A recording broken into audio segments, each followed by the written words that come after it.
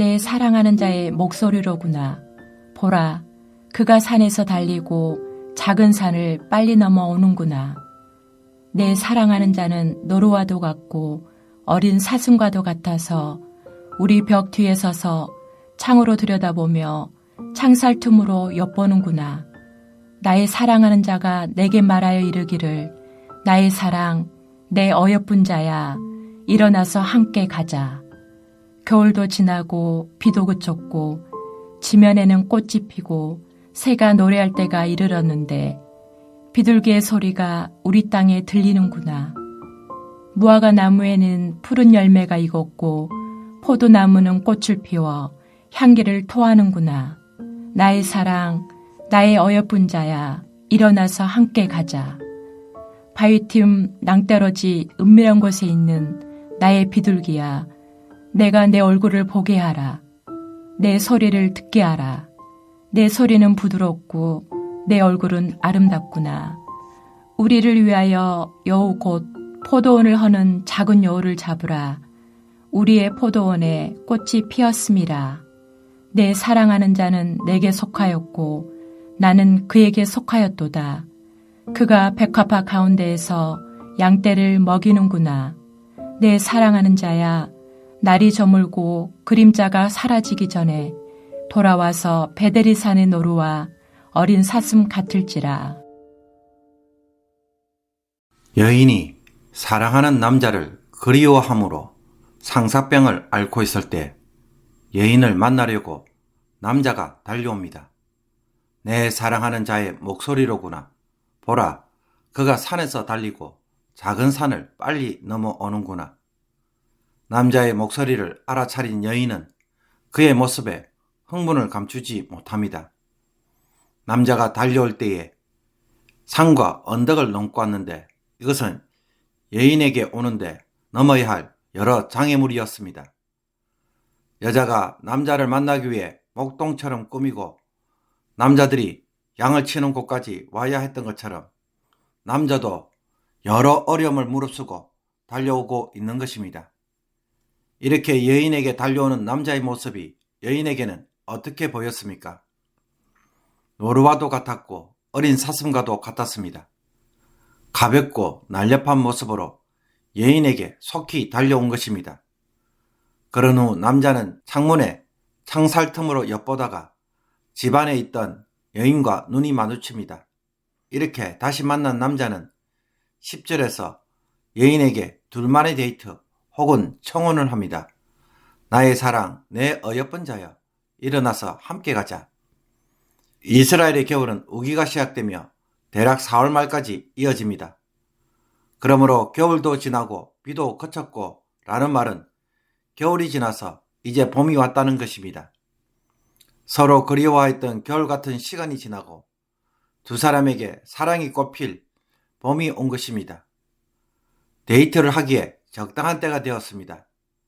지면에는 꽃이 피고 새는 지저귀며 노래합니다. 비둘기의 소리가 우리 땅에 들리는구나. 이 새는 인꽃 비둘기로서 4월 중순에 이스라엘 땅으로 돌아오는 철새로 봄을 알리는 새입니다. 무화과 나무에는 푸른 잎이, 포도나무는 꽃이 피어 향기를 뿜어내고 있습니다. 그러니 남자는 사랑하는 여인에게 함께 데이트를 하러 가자고 초청합니다.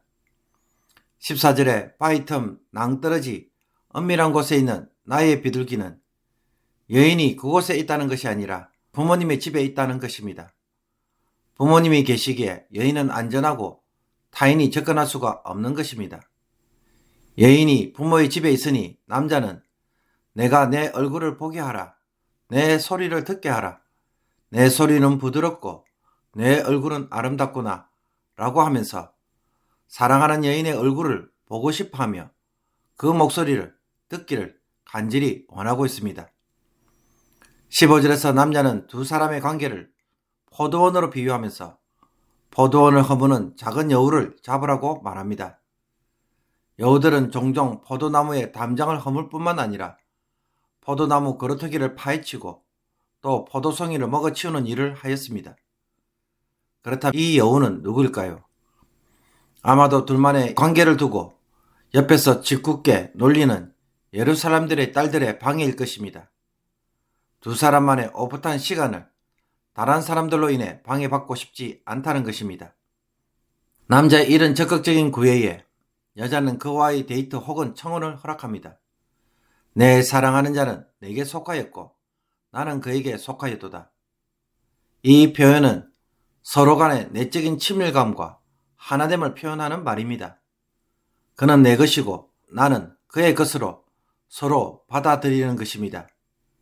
그러니 결혼 서약과 같은 것이죠.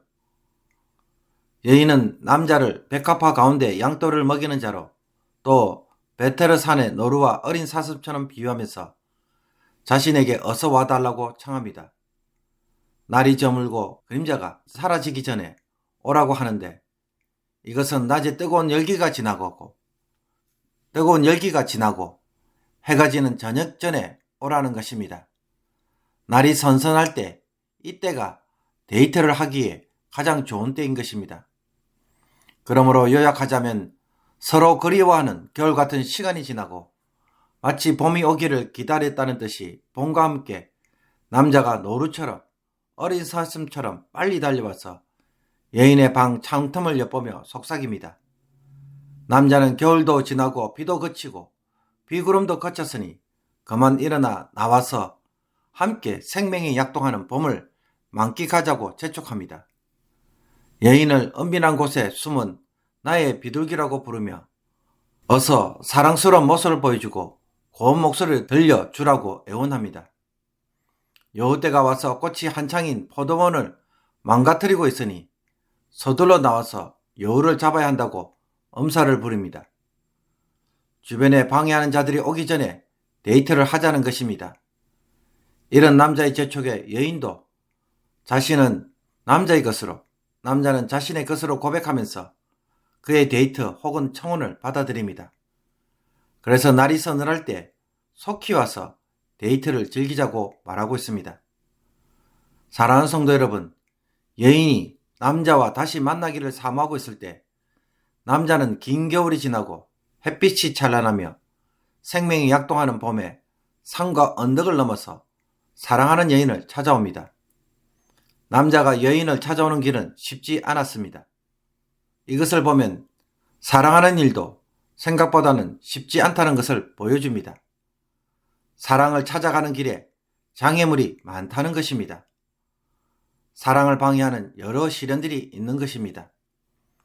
사랑하면 모든 것이 다 잘 풀리고 문제가 없을 것이라는 것은 우리의 착각입니다. 교회에서 다른 사람을 위해 돕고 섬기는 일을 할 때 사람들은 쉽게 욕심을 부리며 자기에게 충분히 만족되지 않으면 쉽게 불만을 쏟아냅니다. 초대교회 때에 사도들이 구제하는 일에 힘썼지만 어떻게 하다 보니 헬라파 과부들에게 소홀히 대한 적이 있었습니다. 여러분, 헬라파 과부들은 구워 음식을 먹는 일에 있어 당연히 받아야 할 권리가 있습니까? 없습니다. 그런데도 소홀히 여김을 받자 당장 불평을 터뜨렸습니다. 사랑은 이런 일도 감수해야 하는 일입니다. 값없이 사랑을 받으면서도 마치 자신들의 권리인 것처럼 행사할 때 더 이상 사랑하고 싶은 마음이 사라집니다. 그러나 사랑은 이런 장벽을 넘어서서 행하는 것입니다. 남자는 산과 언덕을 가볍게 넘어서 왔습니다. 그것이 힘들지 않아서 그랬던 것일까요? 그것보다는 여인을 보고 싶은 마음이 너무 강해서 그것이 장애물로 여겨지지 않았을 것입니다. 그러므로 하나님을 사랑하는 마음이 너무 크면 사랑하는 데 있어 이런 장애물은 장애물로 여기지 않을 것입니다. 사도들은 그런 불만을 듣고 분노하기보다는 그런 일이 일어나지 않도록 7 질서를 세우는 일을 했습니다. 사랑이 역경을 뛰어넘어갈 때 그 사랑은 참 사랑이고 진정한 사랑입니다. 그렇다면 내가 주님을 위해서 행하는 사랑은 정말로 제대로 된 사랑일까요? 제대로 된 사랑을 교회에서 주님을 위해 보여준 적이 있으십니까? 사랑의 장애물에 좌절하는 성도가 아니라 하나님에 대하여 너무 간절하고 사모하여서 장애물을 가볍게 뛰어넘는 그런 성도가 되기를 원합니다.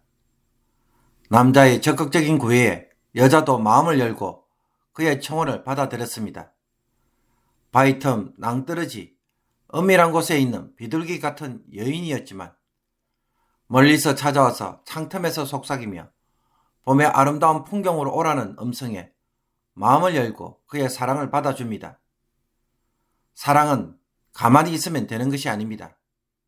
남자처럼 찾아오고 여인 역시 그 사랑에 적극적으로 응답함으로 사랑의 결실이 이루어지고 있습니다. 그러므로 사랑한다는 것은 가만히 기다리는 관계가 아니라 찾아가서 적극적으로 교제하는 모습을 가지고 있습니다. 말로만 하는 것이 아닌 것입니다. 교회가 하나님의 사랑을 보여주는 것이라고 하지만 하나님의 사랑이 나타나지 않는 이유가 무엇이겠습니까? 사랑을 생각으로만 하고 있기 때문이 아닐까요? 사랑은 적극적인 행동입니다. 역경을 넘고 찾아가서 교제하는 것이 사랑의 핵심입니다. 그런 것이 보여야 사랑인 줄 알 수 있는 것입니다. 그러므로 사랑에 대하여 오늘 하루 깊이 묵상함으로 머릿속에만 있는 사랑이 아니라 손과 발로 드러나는 사랑을 회복할 수 있기를 원합니다. 찾아가서 뭔가를 해주는 것이 없다면 내 마음에만 있는 사랑에 불과합니다. 겉으로 서로가 서로의 마음을 받아주므로 두 사람은 결혼, 나와 너의 구분이 없이 서로 하나가 되는 기쁨에 이르게 됩니다. 나는 당신의 것으로, 당신은 나의 것으로 여기는 마음은 비단 두 사람의 결혼 소역에만 존재하는 것이 아닙니다. 정말로 친밀한 관계는 두 사람이 하나처럼 여겨지는 것에 있습니다. 주님이 이웃을 내 몸같이 사랑하라고 하실 때 이것이 의미하는 바가 무엇입니까? 이웃과 내가 한 몸처럼 여겨지는 것입니다. 그런 하나됨의 경험을 이루어가는 것이 주님이 말하는 사랑의 의미가 아닐까요? 우리가 삶에서 그런 사랑을 추구한다면 아마도 이 세상은 이미 천국으로 우리에게 찾아올 것입니다. 그러므로 오늘 하나님이 사람에게 주신 사랑이 무엇인지 깊이 묵상함으로 그 사랑이 말하는 하나됨, 연합의 자리까지 들어갈 수 있는 귀한 성도가 되기를 주님의 이름으로 축복합니다. 기도 드리겠습니다. 하나님, 삼위 하나님이 서로 다른 인격이시지만 하나로 계시는 것처럼 하나님과 저희들도 하나가 되는 사랑을 하게 하여 주옵소서. 또 이 사랑을 배워서 사람들과도 하나가 되는 그런 깊은 사랑을 할 줄 아는 사람이 되게 하여 주옵소서. 나의 이익 때문에 사랑하고 나의 손해 때문에 멀리하는 이기적인 사랑을 이제는 조금씩 버릴 수 있도록 하여 주옵소서. 이 사랑을 하기 위해 사랑을 기다리는 자들이 아니라 이제는 찾아가는 자들이 되게 하여 주시며 사랑받기보다는 사랑하는 자로 살아가게 하여 주옵소서. 그래서 마음의 문을 열고 봄날처럼 따뜻하고 생명 역사하는 사랑을 만들어가는 귀한 성도들 되게 하여 주옵소서. 하나님의 선물인 이 사랑을 이제는 제대로 깨닫고 제대로 누리는 은혜를 다시 한번 허락하여 주옵소서. 예수 그리스도의 이름으로 기도합나이다. 아멘.